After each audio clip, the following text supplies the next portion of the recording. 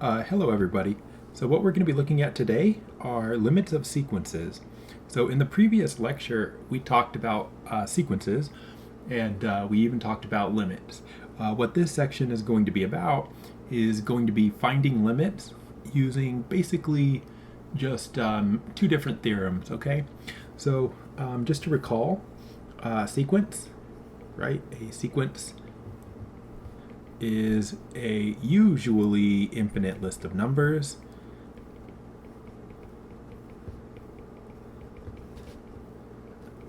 And what else can we say about it? So usually an infinite list of numbers. The order matters, right? I'm not going to write that. We defined sequence in the previous lecture, but there we go. And convergent just meant that a convergent sequence approaches a particular number, the limit, as n grows large. All right, and we're not going to do too much with these basic definitions right now, but like here's an idea, right? If I have a sequence that goes like this: 1 over 2, 2 over 3, 3 over 4, 4 over 5, 5 over 6, 6 over 7, 7 over 8, dot dot dot. What's happening here is that this sequence is getting closer and closer to a value of 1, right? Like if I keep going, eventually I'm going to hit like a number like this, right? Like 99999 over 1, 0, 0, 0, 0, 0. Hopefully that's the right number of zeros. I think it is. Something like that, right? Which is very, very close to 1, but then it keeps going. So of course, it's just getting closer to 1. So this sequence up here has a limit of 1. So this is a convergent sequence with a limit of 1. Okay, and we talked about that last time. And we learned that you can just evaluate the limits of sequences the way that you would evaluate the limits of functions, right? So like if I say I have a sequence like this, hold on, I'm trying to erase. If I have a sequence like this, sequence an, where an has a formula, maybe I go like 1 over n to the 4th, something like that, then we know that you can take the limit as n goes to infinity of 1 over n to the 4th and just say, oh, well, that's going to be 1 over infinity to the 4th, which is 1 over infinity, and 1 over infinity we know to be 0, right? So you can evaluate limits of sequences this way, okay? What we're going to be talking about in this section is something slightly different. We're going to be talking about how to determine that a sequence is convergent using two different theorems. So the theorems we're going to talk about are the Squeeze Theorem and the Monotone Sequence Theorem. So let's talk about the Squeeze Theorem first. Squeeze Theorem.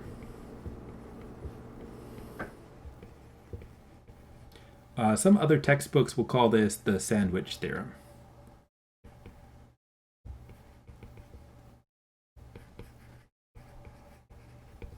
So it gets called by different names.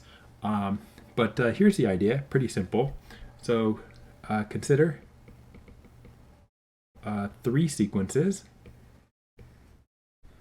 I was going to call them F, but can't. AN, BN, CN.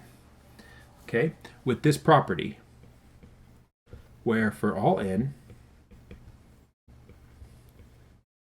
AN is less than Bn, which is less than Cn,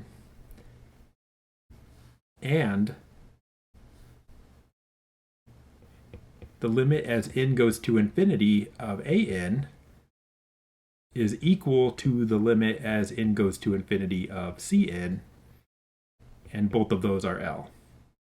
Okay, so hopefully you can see what's happening here. I'm going to draw a picture actually, and then come back and write the end of this theorem here. So what's happening in this picture, not picture, but what's happening in this theorem, so if I go 1, 2, I put those in the wrong place. That's not an eraser. This is an eraser.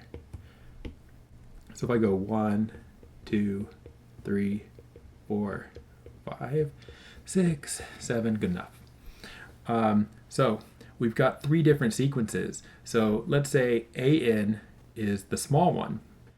And I'll put L here. So let's say this is a plot of the sequence AN. And I'm drawing it leveling out at L because we know that it has a limit of L according to this. Okay, so this is AN. AN is in red. Now let's say I plot the function, not the function, the sequence Cn. Now Cn is the biggest one, right? Because I have up here, AN's the small one, Cn's the big one, and then Bn is in the middle. So Cn has to be above AN, but it also has the same limit of L. So I'll draw it. There's a lot of ways I could draw it. I'll draw it like this.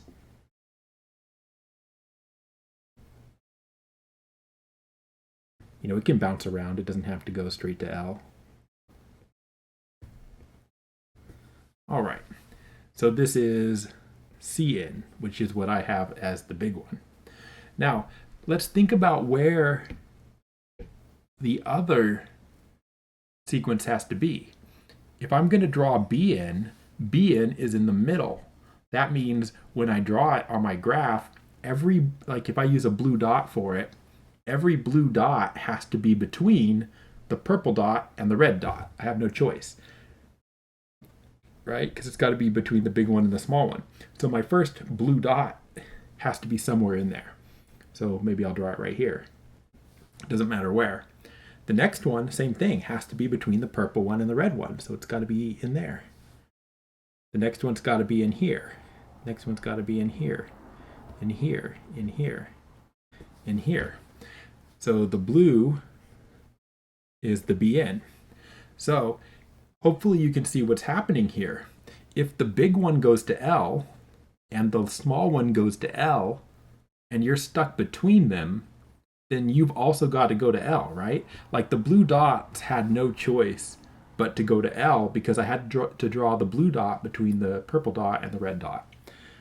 And so that's what this theorem is about, because we have that AN and Cn have a limit of L. So the Squeeze theorem says, therefore, so wait, what's it say? How'd I word it? Consider 3 sequences. That's not what I wanted. Sequences. AN, BN, Cn, where for all n, AN less than BN less than Cn, and the limit is L. Then the limit as n goes to infinity of Bn equals L2. Right? You don't have a choice. If it's in the middle of 2 convergent sequences that have the same limit, then they has to have the same limit. Okay, and that's what we call the Squeeze theorem or the sandwich theorem. You can see why, right? Either the big one and the small one have to squeeze down to nothing, or it's a sandwich and the sequence you care about is in the middle. So there it is. Now, what are we going to do with it? Well, you often use it to evaluate like sequences like this. Example. I was about to write the example again. Find the limit as n goes to infinity of AN, where AN is going to be just, let's say, sine n over n. Okay, and so a lot of these problems, the way you do them is if they've got a trig function in there, you know that the trig function has a minimum and a maximum. So what you do is you say, we know that sine n, the smallest it could be is -1, and the biggest it could be is +1, right? So you get an inequality that way, just from knowing that sine n has to be between those two values. And then if you just divide both sides, or all three sides actually, by n, so divide by n, you get -1 over n has to be less than or equal to sine n over n, which has to be less than or equal to +1 over n, right? So doing this, I actually just came up with an inequality. And if you look at the limits of these two things, if you take the limit as n goes to infinity of -1 over n, what is that? It's going to be -1 over infinity, right? But what's -1 over infinity? 0. And what about the limit as n goes to infinity of +1 over n? That's going to be 1 over infinity, which is 0. So I know that the two outside sequences, 1 over n and -1 over n, they're going to 0. So that means the middle one also must go to 0 by the squeeze theorem.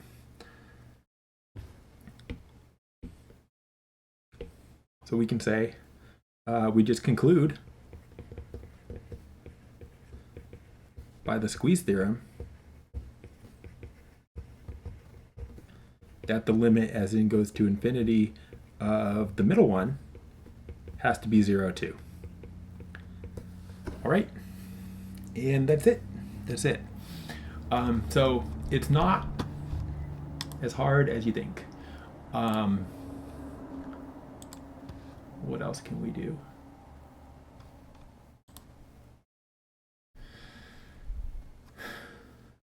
Let's see. I'm looking for a particular one. I can do this one if I don't see it in a second. Sorry. 1 second. Should play some music while we wait.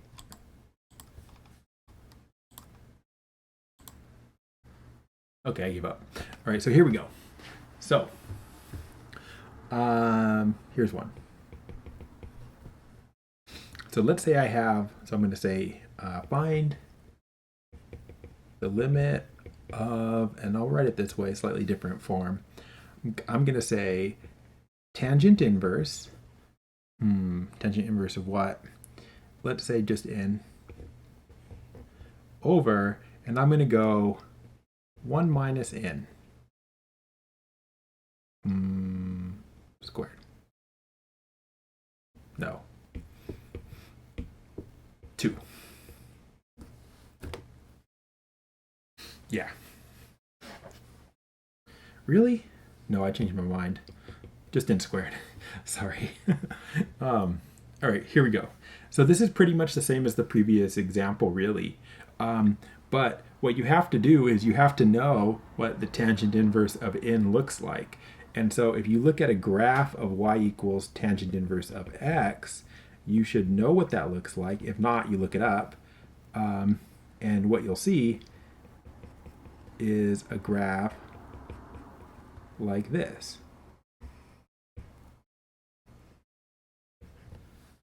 Right?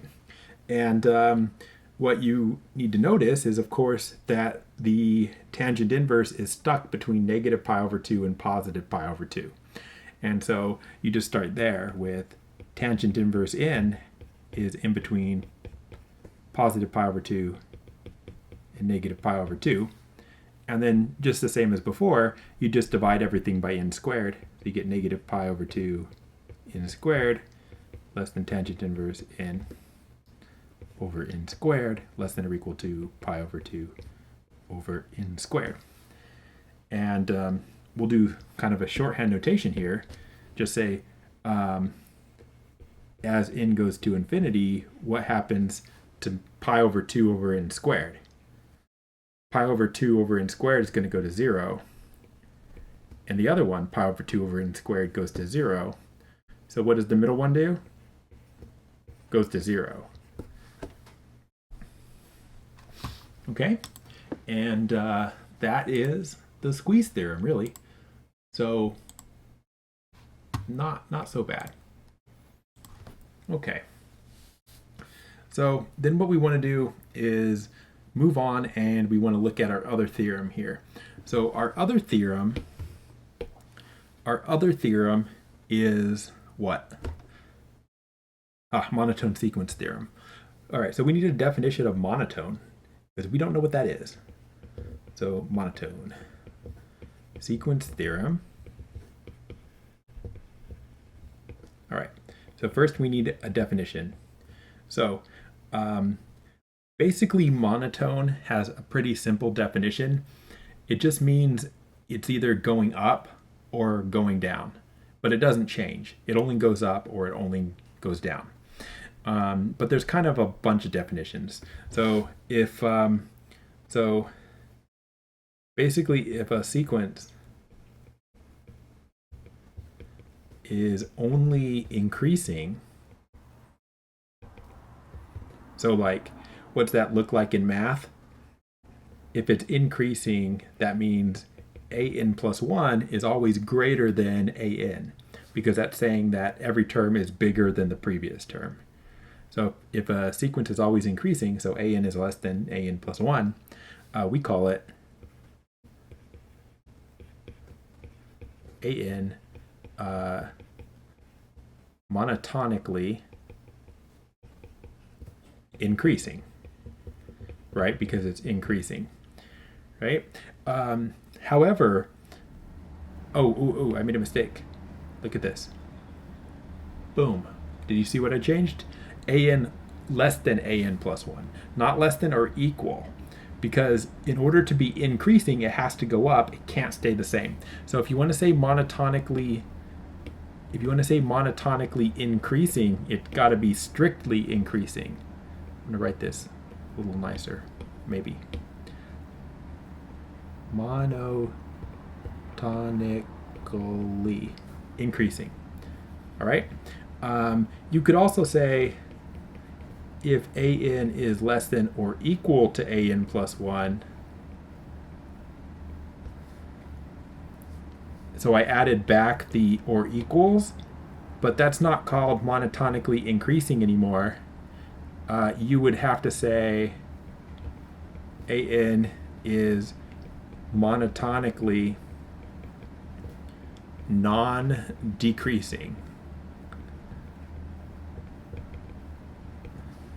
Okay, so that's not, as nice. Monotonically non-decreasing, right? Because it's not increasing necessarily, because it could stay the same. So you can't call it increasing, but you can say it's not decreasing.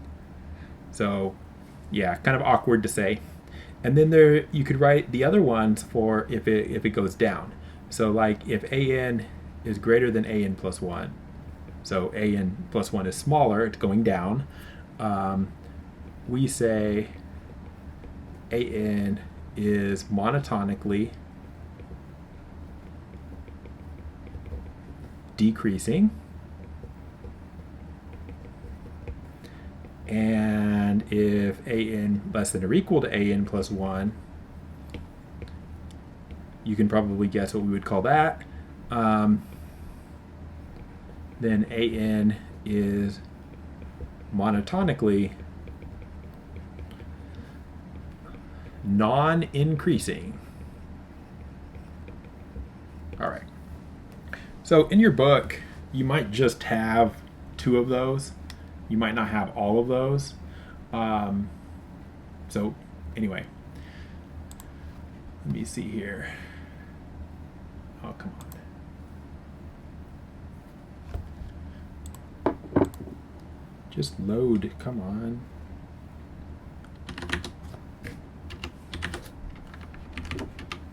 So the reason we care about those is because we're going to have a sequence or a theorem that refers to what happens when you have monotonic sequences. And it's going to be called the monotone sequence theorem. We need one more definition of bounded. Definition. A sequence is bounded, and you could have bounded above and bounded below. So I'm just double checking in our book just because I don't want to give you a definition that you don't need. That'd be terrible. I don't want to give you a definition that you don't need, so I'm just going to double check it real quick. So monotonic.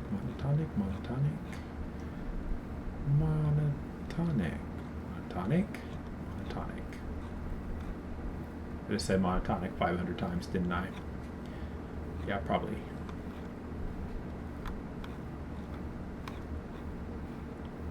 Ah, okay, good. They do bounded above and below. Okay, so a sequence is bounded above if there is a number m, real number m, I should say,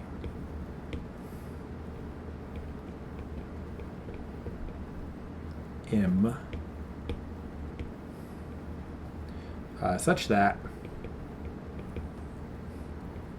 an is less than or equal to m for all n, right? Bounded above. So bounded above just means what it sounds like. It means that there's a number that it doesn't go past. So like on a picture,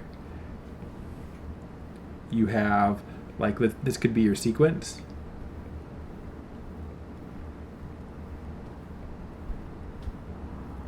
Like that.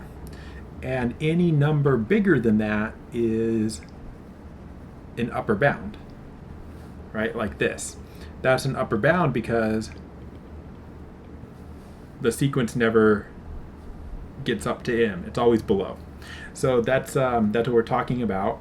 And you can see from the way I drew it with a gap between the top sequence element and the m, because if there's one upper bound, there's a lot of upper bounds. Okay, there's not one single upper bound for a bounded sequence. There's going to be a whole bunch of them, an infinite number. Okay, so that's why I didn't draw it right above the sequence. It doesn't have to be right above the sequence. That's not what the definition says. Okay, and a sequence is bounded below by m if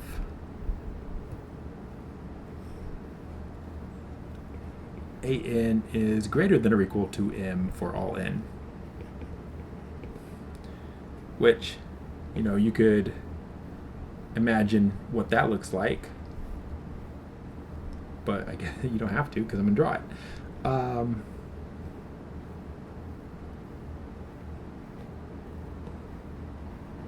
You know, there's a sequence, and we have a lower bound, in this case, m. Okay, so that's it. Bounded above, bounded below. And if it's bounded above and below, you could refer to it as a bounded sequence. So if a sequence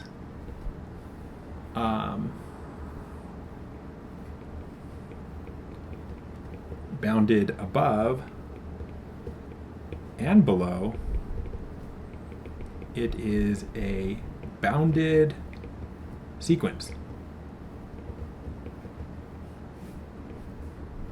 Okay, so now we have a definition of what it means to be a bounded sequence. Now, there's a theorem. We're not going to use, you don't use this theorem directly, but I'll just write it anyway. If a sequence is convergent,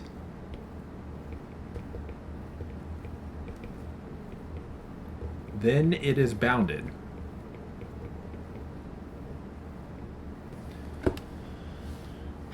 All right, and I'm not going to do like a full-on proof of this, but here's the idea of the proof.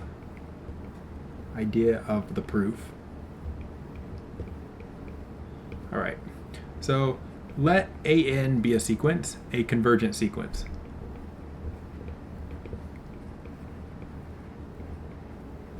Right? By definition,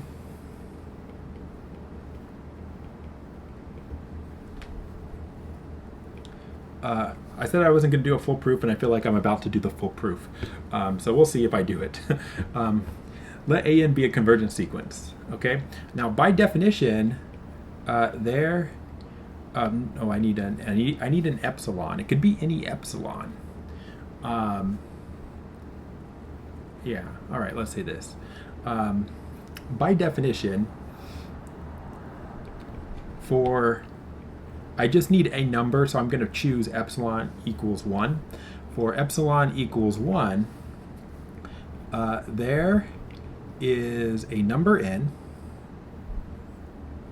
a capital N, such that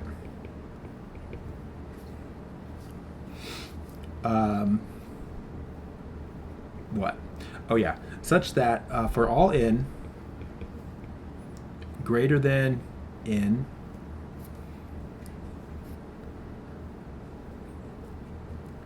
AN, I didn't write it this way in the definition that I gave you at first, but I am now.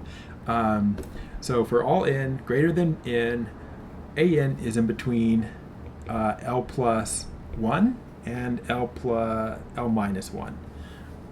So the limit is L, okay?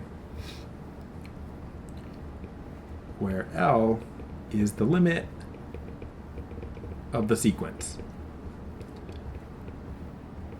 All right, now it's not part of the proof, but I'll draw a picture here just to let you know what's going on. So what's going on is this.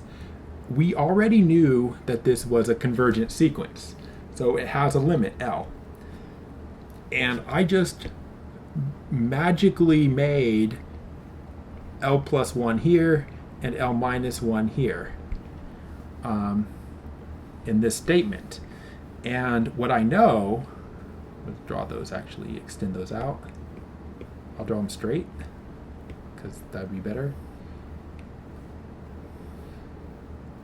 So what we know is that there is somewhere a capital N, and if you go past capital N, all of the terms in the sequence have to be in between L minus 1 and L plus 1, and that's from the definition of convergent. Okay, so they all have to be there. So if you think about it, from N on, the sequence is bounded, right? Right. Now, before N, the sequence does not have to be bounded. Or, sorry, it doesn't have to be between L minus 1 and L plus 1. So, in this section right here, between 0 and N, the sequence might not be in between L minus 1 and L plus 1. So it could be like down here, it could be inside, it could be up here, something like this. But the key here is that in this section right here, there's only a finite number of entries in the sequence, right? There's only n of them. And so what you can do is you can say, well, the first n entries is just a finite number. That means it's just a list of numbers. It has a maximum and it has a minimum, right? Like, so the maximum one is here, right? Like the max of the first n entries is right there. And then the minimum of the first n entries is right there. And so if you simply say this, if you say, I'm going to say M1, I'm going to renumber these. Oops. I'm going to renumber these as M1 and M2. So if you let M1 be the minimum of A1 through AN, which is guaranteed to exist, right? Because there's only a finite number of them. And if you let M2 be the maximum of A1 through AN, and actually we add one more thing on the list, let M1 be the minimum of all of these A's here in this section and L minus 1, right? So whichever's smaller. And then if I let M2 be the maximum of the first n entries and L plus 1, then what I'm guaranteed there is that all of the entries are going to be between M1 and M2 now. Then for all n, we have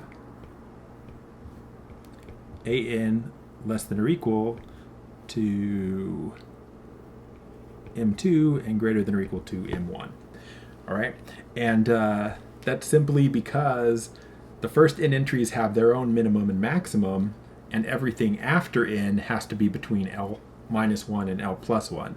So you just basically take the biggest number between the maximum and the L1, and then you take the smallest number between the L1 and the M1, and then, well, I guess I didn't call it M1 if I changed it to be the definitions down there. But you get the idea, right? So you're guaranteed that you have such a bound. And that's basically the proof. So I mostly did the proof, but I wasn't that careful, so I'm not going to call it a proof. I'm just going to say, there you go. Now we'll write a theorem that I'm not going to prove for sure. Theorem. This is the one we actually care about. The previous one, no, we don't care. Here's the one we care about. This is the monotone sequence theorem.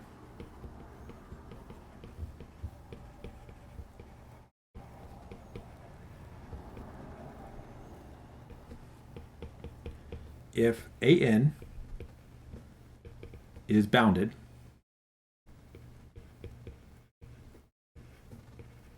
and an is monotone,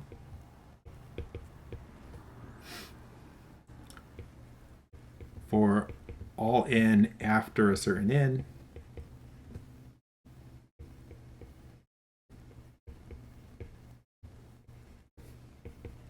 then an is convergent.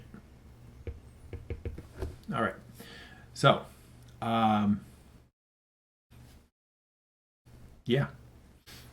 All right, so that's the monotone sequence theorem. I'm not going to prove that one, but what it says is what it says. If it's bounded and monotonic, then it's convergent. Okay, bounded and monotonic is convergent. And it's easy to see why if you look at a picture. So like suppose, let's say an is bounded and monotonically increasing.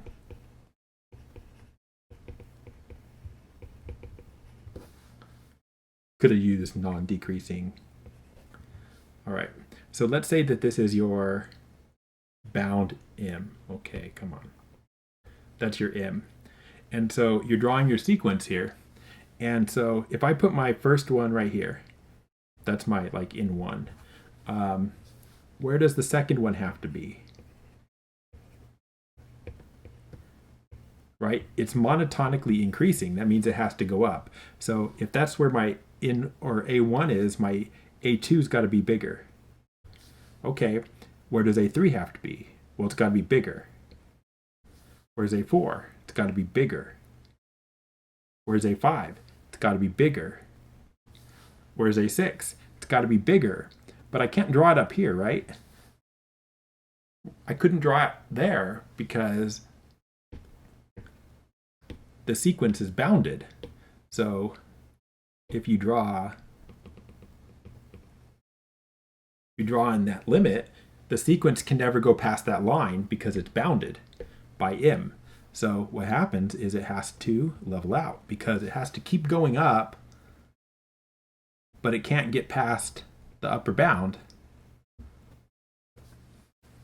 And so it kind of just bumps into a wall and has to level out. And that's what makes the sequence converge. And you can draw the same kind of picture for decreasing. All right. Now, what's this business? Monotone for all n after some number n? What that's for is because what if like the first two entries or something aren't monotonic, right? Then technically it's not a monotonic sequence. So you could not apply the monotone sequence theorem. But if you think about it, from 3 on, it's monotonic. So this section is monotonic. Monotone, I'll say. So it doesn't matter if like the first couple entries are not monotonic, because what do a couple entries matter when you're talking about as n goes to infinity? The 3 at the beginning don't matter at all. So that's why it's for all n after some number n. Okay, so that's the idea of the theorem, and it's the monotone sequence theorem, and there you go. It is what it is. So let's see if we can prove something. Don't you make that sound at me. Where's the homework? Where are you, homework? If I were homework, where would I be? Okay, I'd be right there. That's where. Boom. Cheat, submit. Oh, come on.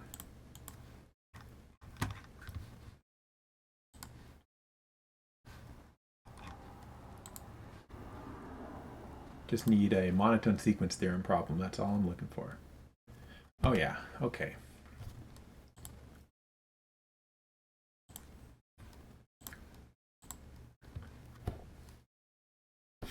All right. So let's see here. Here's an example of one. I don't know if this is the best one. It's not really what I would like to pick, but this is what they ask you to do. So we'll see. Find the limit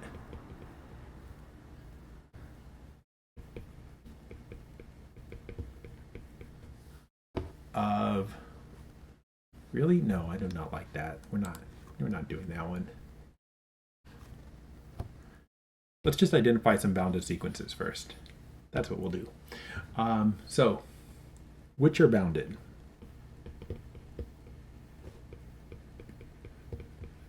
This is easy, but still. Okay, so what do we have? 3n. That's 1. Another one is going to be n over 13n plus 1. Another one is 14, negative 1 to the n. And another one is negative 9 parentheses to the n. All right. So it's not hard to identify a bounded sequence. You just want to plug in some n's and see if it makes sense that it's gonna keep getting bigger or what. So like this one right here, just think about plugging in some numbers. 3 times 1 is 3. 3 times 2 is 6. 3 times 3 is 9. Is that going to be bounded? No, not bounded. Right? That's just going to go 3, 6, 9, 12 up forever. Now think about this one, the second one. We're going to plug in some numbers. 1 over 13 plus 1 is 1 over 14. Put in a 2, we have 2 over 13 times 2 plus 1. Okay, what's that going to be? 2 over 27. Next one's going to be 3 over 39 plus 1, so it's going to be 3 over 40. You can think about these numbers here. If you plug them into a calculator, what you're going to see is that these numbers are decreasing. They're going down. Wait, is that true? 14 and 14, 28, 42. No, they're increasing. They're increasing. I lied. So these are increasing. But you hopefully can see that even though they're increasing, they're not ever going to be bigger than 1 just based on what's happening there, right? Like on the top, like it's basically n over 13n, which is like 1 over 13. So they're going to increase, but they're not going to be able to get very big. They're going to be bounded above. You can just plot some and convince yourself that that's true. This is bounded. We're not proving that it's bounded. We're just trying to figure out if it is or not. So this one's bounded. All right, now what about the next one? 14 negative 1 to the 1, that's negative 14. 14 negative 1 to the 2, that's 14. 14 negative 1 to the 3, that's negative 14. All right, hopefully you can see what's going on. Minus 14 plus 14, minus 14 plus 14. Is it bounded? Yes. Right, it's bounded by negative 14 and positive 14. Bounded. All right, what about the next one? Negative 9 to the 1, that's negative 9. Negative 9 to the 2, that's 81. Negative 9 to the 3, that's negative 243. Is that going to be bounded? No, not bounded. Okay, so you need to have some idea of when a sequence is bounded or not bounded. Otherwise, you can't apply the monotone sequence theorem. All right. Let us find an actual monotone sequence theorem problem now, hopefully. Ah, good. Ah, no, that's stupid.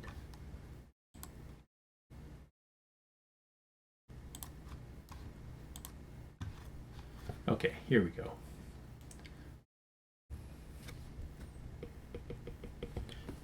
Oh, this is just like the one that I didn't do a minute ago because I thought it was weird.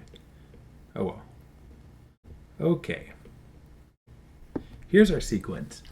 Now, in order to deal with this, you need to know what n factorial is, which I'm not entirely sure if you guys do. So, n factorial, this thing, n factorial is how you say it. N factorial, by definition, is this. 1 times 2 times 3 up to n. Okay, so like for example, 4 factorial is 1 times 2 times 3 times 4. Okay, so you know what's 5 factorial? 1 times 2 times 3 times 4 times 5. And you can work these out if you care about what the numbers are. Like this one's 24, this one's 120, etc. They get big really fast, okay? So that's what a factorial is. And let's talk about it here. So we got this function here. We have an. Now, I wish it wasn't 10 factorial. In fact, I wish it was not 10 factorial so much that I'm going to rewrite it as 3 factorial. Sorry,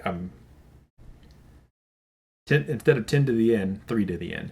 Okay, so I'm changing it just because it's a lot easier here to do. So 3 to the n over n factorial. So if you start working out what these numbers are, like a1, 3 over 1 factorial, so it's just 3. A2 is 3 over 2 factorial, which is 3 squared over 2 factorial. That's what I just wrote. 3 times 3 over 1 times 2, right? And that's fine. That's 9 over 2, something like that. Doesn't matter. A3 is 3 to the 3. No, it isn't. Is it? Yeah, 3 to the 3 over 3 factorial, which is 3 times 3 times 3 over 1 times 2 times 3, which is 27 over 6. And, you know, I could reduce that. I don't care. 3 to the 4 is 4 factorial on the bottom here. 3 times 3 times 3 times 3 over 1 times 2 times 3 times 4. Okay. Now, what I want you to notice is something that just happened. So, if you look at the top here, you have the top 2 numbers are bigger than the 2 on the bottom, right? And here, the top 3 are either bigger or equal at least to the 3 in the denominator, right? But then starting at A4, these three are greater than or equal to these three, but these two are now less than 1, right? 3 over 4 is less than 1. Just, pay attention to that. So A5 is going to be 3 to the 5 over 5 factorial, which is 3 times 3 times 3 times 3 times 3 over 1 times 2 times 3 times 4 times 5. Okay, now here's the point I'm trying to make here. You should be able to see from this that the yellow that I highlighted, right? The yellow that I highlighted here, I'm highlighting it again, these, right? That is just A3. So this actually is A3 times 3/4, isn't it? A4 is A3 times 3/4. Now A5 here, A5, if you look, you have this much, which is A4, and then you have 3/5. So A5 is actually, oops, that's not what I want. So this is actually equal to A4 times 3/5, right? Which is something less than 1. And everyone after this has this property here. This will be the last one I write. 3, 3, 3, 3, 3, 3 over 1, 2, 3, 4, 5, 6. Everyone has this property where, oops, you've got the previous AN here. Oh, hold on, I did that wrong. You have the previous AN here, and then the last term is a fraction that is less than 1. So this is A5 times 3 over 6, right? And so what you can see is that from A4 on, so starting at n equals 4, n equals 4, AN plus 1 is bigger than AN, right? Oh, no, sorry, they're decreasing. They're decreasing. It's this way, right? Because right here, A4 is smaller than A3 because it's 3/4 A3. A5 is 3/5 of A4, so that's smaller. A6 is 3/6 of A5, so that one's smaller. So every term is smaller than the previous term starting at 4. So after n equals 4, AN is monotone or monotonically decreasing. At the beginning, it's not, but after 4, it is. So it's monotonically decreasing. Now, another thing I can say is that from the definition, it's easy to see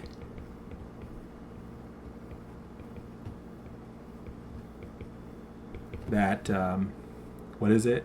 3 to the n over n factorial.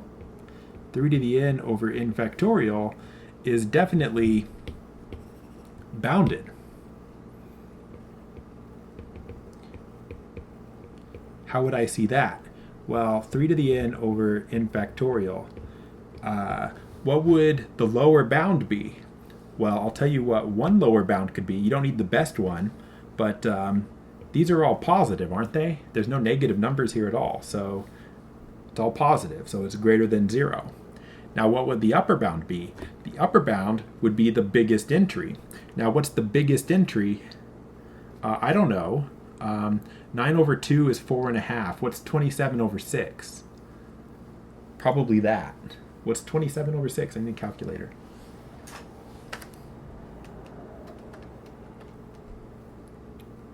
Oh, that's also... Oh, because we multiply by 3 over 3. Yeah, so we have 3, and then 4.5, and then 4.5, and then from then on they start going down. So the biggest one is 4.5. So there you go. It's bounded and it's decreasing. So it's bounded and monotone. So by the monotone sequence theorem,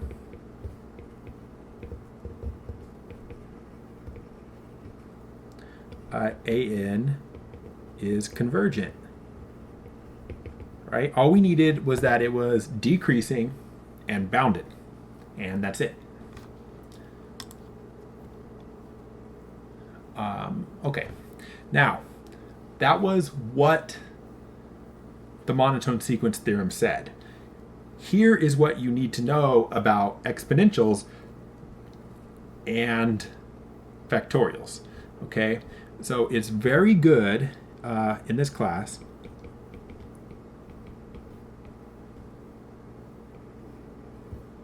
very useful in this class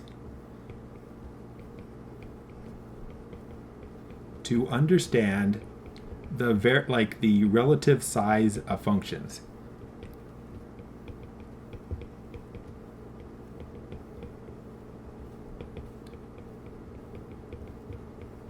All right, now I'm going to even highlight this so you'll find it. All right, what do I mean by that? What I mean by that is there are certain functions that are bigger than other functions as n gets large. So as n goes to infinity. All right, these are all as n goes to infinity. A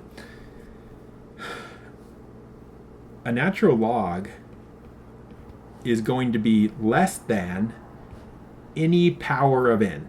So like, you know, like a cube root, that's a power of n. Like a cube root is going to be bigger than the natural log as n gets big. But a cube root would be less than, let's say, a square root, which would be less than, I don't know why I'm putting equals, which would be less than n to the first, but that would be less than like n squared, right? Which would be less than n cubed. So like bigger the power, the bigger, larger the power, the larger the function will be, right? So these all go to infinity, but larger power means, you know, bigger values, right? 100 cubed is bigger than 100, right? 100 is bigger than the square root of 100. So this is only as n goes to infinity, though. Like we're talking big values of n. This is true. Now a natural log is bigger, or sorry, a natural log is smaller than every power of n. But every power of n is still going to be smaller than any exponential that goes to infinity. So they'd be smaller than any kind of, well, like this. 1.1 to the n is an exponential. That's going to go to infinity. An exponential goes to infinity faster than a polynomial. So, yeah, so 1.1 to the n goes to infinity faster. But that's going to be smaller than a bigger number to the n, right? A bigger number, like the bigger the number, the faster it goes to infinity. But let me write this down, right? Larger bases means bigger values.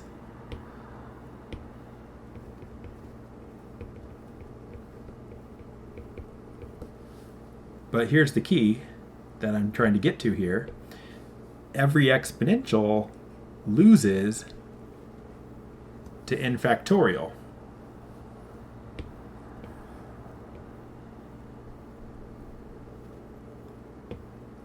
And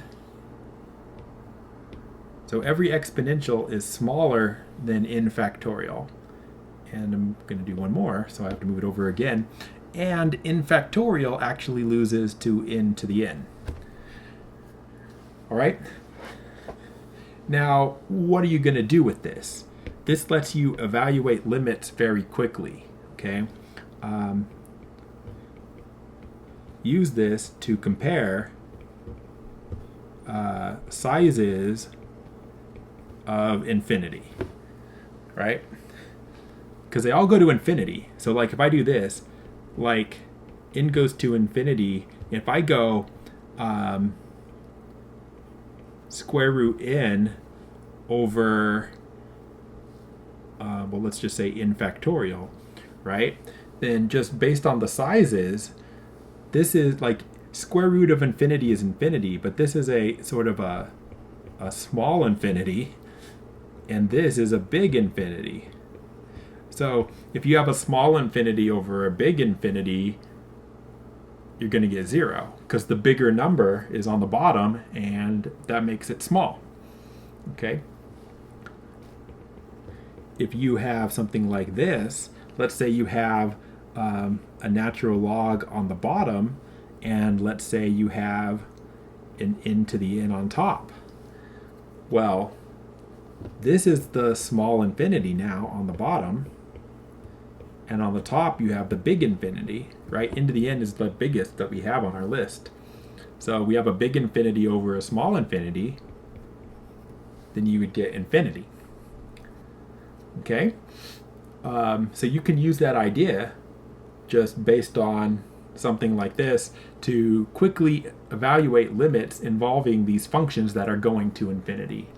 Okay, now notice I was careful here to not include any functions that didn't go to infinity. So you'll notice that like the lowest power I wrote was 1.1. If it goes below 1, then it's not going to go to infinity anymore and shouldn't be on the list. Okay, so that's why I started with a 1.1. Okay, so there we go. Now what do you want to do with this? So the point is that on the previous question, this is how I really would have done it myself. So if I had to do the limit as n goes to infinity now of 3 to the n over n factorial, I would have just gone, that's the smaller infinity, that's the big infinity. Why? Because we're comparing something that's like this and something that's like this. Right? The factorial is bigger than the exponential. And so if you have the big infinity on the bottom, then your limit's going to be 0. Okay, so I would not use the monotone sequence theorem. This is what I would do. Okay, and knowing that, you'll be able to do these problems quite a bit faster than they probably intend for you to do them. All right? Okay. So I think that's it for this lecture. There's not that much actually with the monotone sequence theorem, so should be good. And like I said, you can cheat on those anyway. All right, so that's it. Good luck with your homework. Let me know if you have problems.